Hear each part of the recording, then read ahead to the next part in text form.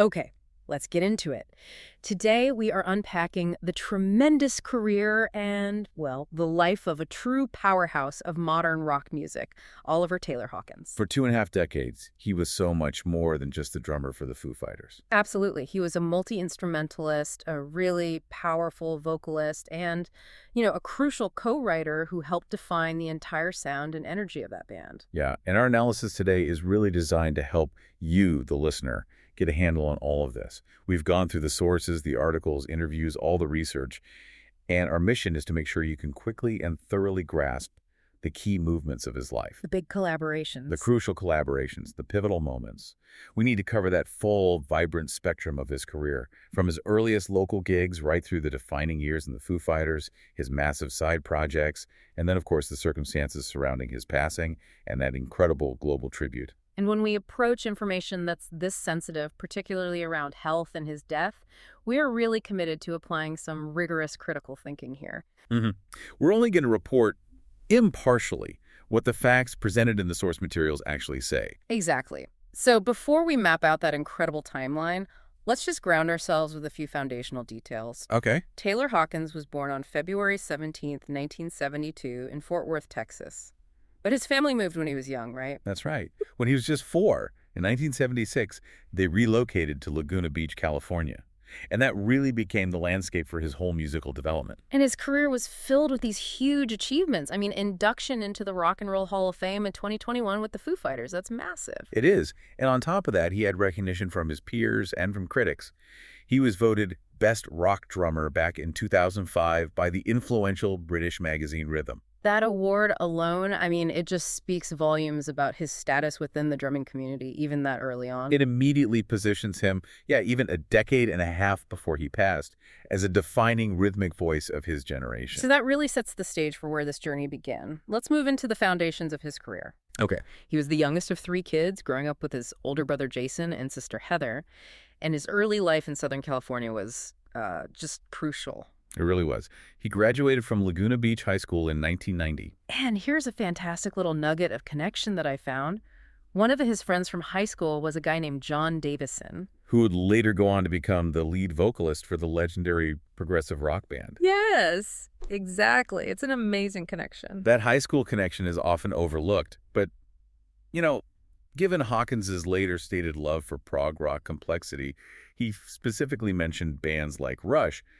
It kind of suggests those influences were already bubbling up, even in his teenage years. So what was his first real band experience? Well, his early hands-on band experience included playing in an Orange County-based group called Sylvia. But that eventually led to him securing a spot as the touring drummer for the Canadian-American rock artist Sass Jordan. Which was a clear step up. A huge step up toward professional touring. But the real springboard, I think, the period that really launched him onto the global stage, was his time with Alanis Morissette. Can you just frame for us how huge that job was when he took it? It was a massive inflection point in music history. I mean, Hawkins was Morissette's touring drummer from June 1995 until March of 1997. And this was the era of Jagged Little Pill. Precisely. That album wasn't just a hit. It was a cultural phenomenon. It defined the sound and really the emotional landscape of the entire mid-90s. It was everywhere. It exploded worldwide, sold millions and millions of copies, and the tour required playing these massive arenas and stadiums globally. For a young drummer, that experience was just invaluable. I can't even imagine. It must have taught him how to handle huge crowds, how to maintain that rhythmic intensity night after night on a global scale. And how to execute precision drumming under the most intense pressure. And it's so critical to contextualize the status of the two bands at that moment. The sources all indicate that at that specific time, Alanis Morissette was... Oh, she was arguably the bigger global act. The Foo Fighters were still relatively young, still establishing themselves after Dave Grohl's time in Nirvana. Yeah. And Hawkins was not just some session player hidden in the background either. His visibility was sky high. He was featured prominently in the music videos for some of the biggest songs of that era. You ought to know. You ought to know. All I really want, you learn. If you look at the visual record of that time, the Jagged Little Pill live DVD VHS that came out in 1997, he is the drummer driving all of that material. It completely cemented his public image as this high-caliber rock performer long before he ever officially joined the Foo Fighters. It gave him an exposure and a professional pedigree that frankly, few drummers ever achieved. Yeah. It just set the stage perfectly for the defining moment of his career. And that defining moment is what we're getting into now, becoming a Foo Fighter. Yeah, The recruitment story is just legendary because of how unexpected it all was. it really is. Let's set the scene, because it was a turbulent time for the band around their second album, The Color and the Shape. The Foo Fighters were absolutely in a period of change. After the 1996 tour and the early recording sessions with producer Gil Norton for that sophomore album, there was a lot of internal conflict. Right, and the original drummer, William Goldsmith, he ended up leaving the band. He did. So Grohl, stepping back into the role he'd held for the band's self-titled debut, took on this immense task of re-recording almost all of the drum tracks for The Color and the Shape himself. And the album was released on May 20, 1997. Grohl had done the job, but he needed a permanent, full-time drummer. He had to stabilize the lineup and tackle all the upcoming tours. He needed someone solid. So Grohl picks up the phone. He knew Hawkins, and the story goes that he called him mostly just seeking recommendations for other drummers. Yeah, which is amazing to think about now. He genuinely assumed Hawkins was irreplaceable and perfectly happy with that massive Morissette gig. And that assumption was completely logical. I mean, why would someone leave a guaranteed stadium gig with an established, wildly successful global phenomenon to join a band that was, still finding its definitive footing? It's a huge risk. A huge risk. Grohl was testing the waters for recommendations, but I think deep down he must have been aware of Hawkins' charisma and his talent. And Hawkins just turned that simple phone call completely on its head. He didn't offer a recommendation. He volunteered. He volunteered himself. And his reasoning is so telling about his artistic drive. He said he wanted to be the drummer in a dedicated rock band, a fully realized group dynamic. Right. Rather than just continuing in the role of a touring musician for a solo artist, the commitment to being part of a collective unit, that was paramount for him. That distinction, that desire for band camaraderie and shared creative ownership, that was the pivot point. It was. And the official announcement came swiftly after that, on March 18, 1997. And while the album was already complete with Grohl's drumming, Hawkins' public debut was in that high-energy music video for the single Monkey Wrench. And the energy he brought, even just in that video, was immediately apparent. You could just feel it. You really could. And crucially, his contribution didn't stop at the rhythm section. I mean, his presence just quickly expanded beyond just playing the drums. Yeah, what's fascinating here is his multi-instrumental depth. Over his 25 years with the band, he provided percussion, guitar, and piano on various recordings. But most significantly, he became this essential secondary vocalist and, at times, the lead vocalist. That added an entirely different layer to the band's sound. I mean, early in his tenure, he sang lead vocals on a cover of Pink Floyd's Have a Cigar. And it wasn't just some throwaway track either. It was featured on the Mission Impossible 2 soundtrack and as a B-side, so it got wide exposure. It did, but that secondary voice truly broke through on their original material, too.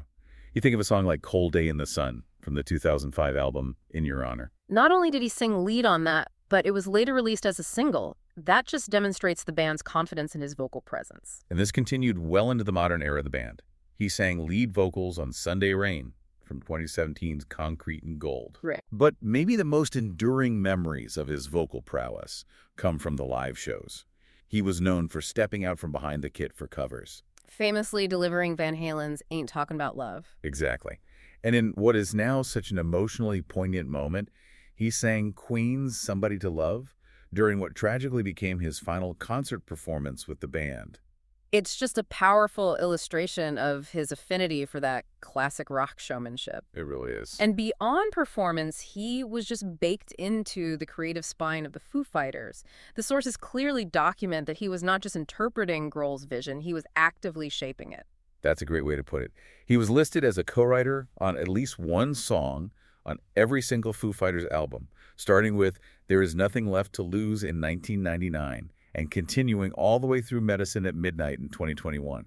That consistency, 2 decades of co-writing, it just shows an irreplaceable creative partnership. This point cannot be overstated. He wasn't simply polishing material, he was generating it. Yep. He co-wrote 3 songs that went on to win the Grammy Award for Best Rock Song, which Walk in 2012, Run in 2018, and Waiting on a War in 2022. And if you think about the themes of those songs, Walk is about resilience and recovery.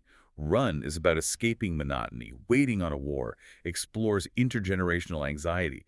These are massive, anthemic, emotionally complex tracks. His input was clearly vital to the band's continued ability to produce these critically acclaimed, massive-selling rock anthems. Absolutely. His tenure with the band reached such an abrupt and incredibly emotional conclusion. His last live performance with the Foo Fighters was a huge show at the Lollapalooza Argentina Festival on March 20th, 2022. And just 2 weeks later, the band secured 3 Grammys at the April 3, 2022 ceremony. For Best Rock Performance, Best Rock Song, and Best Rock Album, a heartbreaking, posthumous recognition of the artistic peak they had really reached together. It's a tremendous legacy to leave with that band, but that really only scratches the surface of his professional life. Yeah. We have to shift our focus now to his staggering work rate outside of the Foo Fighters, because for Taylor Hawkins, the main band was only half the story. That's so true. Let's explore Taylor Hawkins, the collaborative musician. This man was creatively restless, just constantly forming new groups and lending his talent to a massive portfolio of session work. And the story really starts with a career detour that would have fundamentally altered the landscape of 21st century rock. You're talking about the offer from Guns N' Roses. Exactly. In 2000, Guns N' Roses, in the midst of all their chaotic lineup changes, they reached out and offered Hawkins the drumming position to replace Josh Freese. And he seriously considered it. He did. This was a moment of deep professional contemplation for him. Could he leave the Foo Fighters, who were just hitting their stride, for this legendary, though, let's face it, unstable band? And the sources tell us who stepped in to offer some counsel. Queen drummer Roger Taylor, one of his heroes. Roger Taylor convinced Hawkins to remain with the Foo Fighters, and that single piece of advice from one of his heroes arguably cemented the lineup that defined the Foo Fighters for the next 20 years. And it saved Hawkins from entering what was, at the time, a far more volatile professional situation with Guns N' Roses. It really underscores his profound personal connections to that classic rock elite, which you see woven throughout his entire career. So his primary vehicle for his own songwriting, where he could really take the reins, was Taylor Hawkins and the Coattail Riders. Yes, he formed this project in 2004, stepping into that demanding dual role of drummer and lead vocalist. The Coattail Riders, they released 3 studio albums across 13 years, the self-titled debut in 2006, Red Light Fever in 2010, and then the capstone, Get the Money, in 2019. And the sheer dizzying star power he assembled for that final album really illustrates the immense respect he commanded in the industry. I mean, just consider the guest roster for Get the Money. You see his closest collaborator, Dave Grohl. Alongside legendary figures like Roger Taylor and Brian May of Queen, Joe Walsh from the Eagles, Chrissie Hynde of the Pretenders, and Nancy Wilson from Heart. This wasn't just a collection of musicians. It was a rock summit meeting, and it was all convened by Hawkins. And then there are the unique collaborations. He brought in country star Leanne Rimes, who sang on the track See You in Hell. The ability to bridge genres like that, from Queen to country, it just shows an astonishing breadth of musical interest. It really does. And the critical recognition for Get the Money was strong. Loudwire named it one of the 50 best rock efforts of 2019. But beyond the Coattail Riders, he maintains several other unique groups, often at the same time. Right. He formed Chevy Metal in 2013, which was a rock cover band dedicated to playing classic rock material. It was just a vehicle for pure fun and appreciation of the classics, and it often featured his drum technician and future collaborator, Wiley Hodgson. Chevy Metal then sort of evolved into the Birds of Satan, a new side project announced in 2014. And this group moved from covers to original material, featuring Hawkins, Hodgson on bass and vocals, and Mick Murphy on guitar. They released a self-titled album that year. And the album release party was such an event that the Foo Fighters themselves actually guested on some of the cover tracks they played that night. Which just shows you that intimate connection between his main job and his side endeavors. There was no separation. What stands out is his drive to always be creating something new. I mean, even near the end of his life, he co-founded the supergroup NHC in 2020. NHC, which stands for the Nighttime Boogie Association, was with 2 core members of Jane's Addiction, guitarist Dave Navarro and bassist Chris Chaney. And in NHC, he again took on that really demanding dual role of lead vocals and drums. He described the band's sound, and this is a great quote, as being somewhere between Rush and the Faces. That blend of complex progressive rock instrumentation with the loose, soulful swagger of British rock revivalists. It's a perfect reflection of his own influences. They released an album in 2022 and made their live debut at Eddie Vedder's Ohana Festival in September 2021. This constant formation of high-profile, high-quality side projects just reveals a musician who could not stop creating and collaborating. And we should also mention his participation in the SOS All-Stars, where he performed alongside his hero Roger Taylor and Red Hot Chili Peppers drummer Chad Smith at Live Earth in 2007. These high-level rhythmic collaborations just cemented his position as one of the most respected drummers of his era. And his session work, it reached deep into the modern music landscape, often crossing genres you wouldn't necessarily expect. Like in 2007, he recorded all the drum tracks for the highly complex conceptual album Good Apollo, I'm Burning Star 4, Volume 2, No World for Tomorrow by the progressive metal band Coheed and Cambria. And he even toured briefly with them, which demonstrates his versatility to handle this incredibly technical material way outside of the Foo Fighters' established sound. And of course, that enduring Queen connection, it's undeniable. It runs like a thread through his entire career. He played drums on Queen guitarist Brian May's 1998 solo album, Another World. He was often invited to perform with the band, too, notably playing drums during their iconic We Will Rock You at VH1 Rock Honors in 2006. And he provided backing vocals on the Queen. Plus, Paul Rodgers' single Celebrity. That affinity for his heroes led to a truly unique moment involving the Beach Boys. Yeah, this is a great story. Hawkins, along with Brian May and Roger Taylor, completed an unfinished recording by Beach Boys drummer Dennis Wilson titled Holy Man. And Hawkins contributed newly written lyrics and vocals to the track, which was eventually released as a single for a record store day in 2019. It's an amazing illustration of the rock royalty circle he inhabited, able to contribute to the legacy of a figure like Dennis Wilson. Finally, we have to acknowledge his work in film and his profound posthumous output. He made his acting debut playing the legendary proto-punk figure Iggy Pop in the 2013 film CBGB. He later appeared as himself, along with the rest of the Foo Fighters, in the 2022 comedy horror film studio 666. And even after his passing, his drum tracks continued to appear on major records, including Ozzy Osbourne's 2022 album Patient Number 9 and on Iggy Pop's 2023 album Every Loser. It just shows that his creative output was so vast, it continued to be released for years after he was gone. So, having explored the sheer breadth of his professional life, let's dig into the man behind the kit. Let's talk about the drummer's DNA understanding the influences that forged that massive, stadium-shaking style. When you look at his stated influences, you really see this fusion of technical proficiency and theatrical power. His drumming pantheon was composed almost entirely of classic rock giants. The sources list an incredible roster: Phil Collins of Genesis, Stuart Copeland of The Police, Budgie of Susie and the Banshees, Roger Taylor of Queen, Stephen Perkins of Jane's Addiction, Jim Gordon from Derek and the Dominos, Neil Peart of Rush, Alex Van Halen, and of course John Bonham of Led Zeppelin. That list isn't just a collection of famous names. It explains the versatility he possessed. I mean, think about what combining those styles implies. Right. He had the ability to drive with Bonham's visceral power and swing, but also maintain Peart's complex structures and Copeland's signature syncopation. And what's truly crucial to understanding his unique style is the importance of duality in his earliest major inspirations, Roger Taylor and Stuart Copeland. Two very different drummers. Very different. Taylor embodies that bombastic, big-kit showman, a drummer who is also a high-register vocalist and a flamboyant performer. Copeland, on the other hand, he's the master of rhythmic subtlety, space, and that intricate reggae punk syncopation. And Hawkins just synthesized those contrasting forces. Exactly. It gave him license to be both a precision player when the song required it and an over-the-top, deeply entertaining showman who could power a stadium. That blend of technique and theater is what made him so captivating to watch.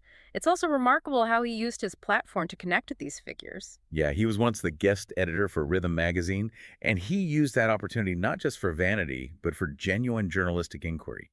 He interviewed his heroes, including Collins, Copeland, Taylor, and Perkins, for that issue. His specific fascination with Phil Collins is particularly revealing. It is. Hawkins recounted that his deep dive into Collins began after listening to Neil Peart, which led him to buy the Seconds Out live album from 1977. He spoke about this album with such deep respect. And he didn't shy away from defending Collins either, who sometimes got a bad rap for moving out from behind the drums to take over lead vocals after Peter Gabriel left Genesis. No, he passionately asserted that anyone who wants to be good on the drums should study Collins. He called him an incredible drummer, and the man is a master. And that admiration for the drummer who sings, it clearly influenced Hawkins' own desire to take the lead mic in the Foo Fighters and in his own side projects. We also know his early learning was intensely practical. He really honed his skills by just playing along to records. He specifically mentioned putting on Queen's News of the World and working his way through the grooves. Which demonstrates that foundational connection to powerful, melodic, classic rock drumming. It does. And a quick note on the tools he used to achieve that sound. For his signature stage presence, Hawkins endorsed and played Gretsch drums from 2005 until his death. Gretsch drums are often associated with a very classic, slightly open and vintage-style sound, which fits his love for 70s rock. Exactly. Earlier in his career, he had used Ludwig and Tama drums, but he was consistently known to use Zildjian cymbals, which are known for their clarity and the powerful volume you need for stadium rock. So, moving from his artistic foundation, we need to address the human element, the personal challenges, and the health context. Right. We know he married his wife Allison in 2005. They had 3 children together, including their son Shane Hawkins, who has subsequently continued his father's musical lineage. The family resided in Hidden Hills, California, after moving from Topanga Canyon in 2012. Now, we have to factually recount a significant and pivotal personal challenge that happened early in his Foo Fighters career. The 2001 overdose. Yes. Hawkins overdosed on heroin while in London in August of 2001. This resulted in a 2-week coma. This was a tremendous shock to the band, and especially to Grohl, who was described not just as his bandmate, but as his best friend. The sources really convey the intensity of that moment. They state that Grohl remained by his hospital bedside for those 2 weeks and was so distraught by the potential loss that he later admitted he was ready to quit music during that period. It was a massive trauma for the entire band. And Grohl channeled that emotional fallout into the song On the Mend, which appeared on the 2005 album In Your Honor. It was specifically written about Hawkins' journey while he was in the coma. And Hawkins himself later provided some deep reflection on the incident. He did. In a 2018 interview, he described it as a major turning point, and he clarified that he wasn't a junkie per se, but that his lifestyle and partying had just got a little too heavy. He recalled that he woke up after taking a wrong line with the wrong thing one night and realized the profound danger he had put himself in. And it's important to note his stated health status in that 2018 interview. Hawkins stated clearly that he was sober. Yes, and it's crucial to place his final health comments on the record as they provide context for the later tragic events. He had been open about professional anxieties, admitting he suffered from stage fright throughout his career. And then, less than a year before his death, in a June 2021 interview, Hawkins provided an update on his physical well-being. He reported feeling healthy and good at that time. He specifically recounted a recent physical checkup where a doctor told him he was in amazing shape. The doctor noted that his heart was big because you exercise a lot. It's like a runner's heart. This suggests that even late in his life, he was maintaining a very active physical condition. The only potential issue the doctor noted at that time was sleep apnea. Right, which Hawkins mentioned was a constant source of complaint from his wife due to snoring and weird noises.